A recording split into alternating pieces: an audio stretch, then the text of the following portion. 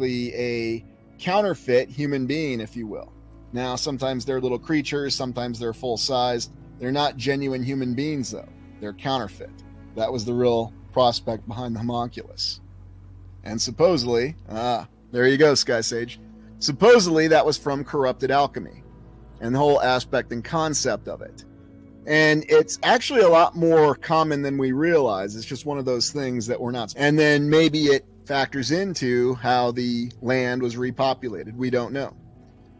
Oh, yeah, the golem. And then if you want another example of how bad alchemy can get, or the darker side of it, look at no further than the Mygo, the concept of the dark creature from Lovecraft or Lovecraftian lore.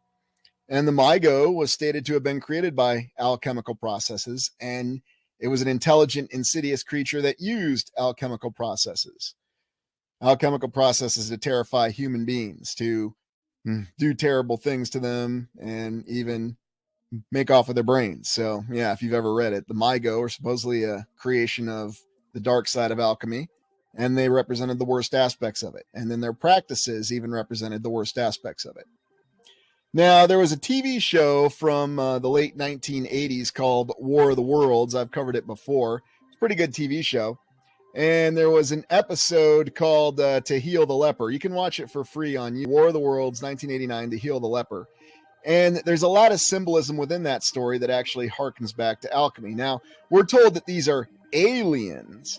But if you really think about it, do the aliens really come from across the stars, or do they come from some other dimension and some other existence? And of course, the plot of this particular episode, To Heal the Leper, War of the Worlds, revolves around one of the members of the advocacy, because the aliens operate in threes, surprise, surprise, and the three leaders, one of them is sick. And so then they have to take them off to try to heal them, and they end up using alchemical processes to heal this sick, quote-unquote alien or creature, or whatever you want to call it, Mygo. And it's an early appearance by actor Kim Coates, the guy who played Tig in Sons of Anarchy. It's really funny seeing, or interesting to see him in his early years, because he was a Canadian actor. The show was produced in Canada. So strongly recommend it. Heal a Leper, War of the Worlds. You get to see everything in that one episode. Alchemy, concept of alien or body parasites. Yeah, exactly. Whatever you want to call them. All depicted there, and all quite interesting.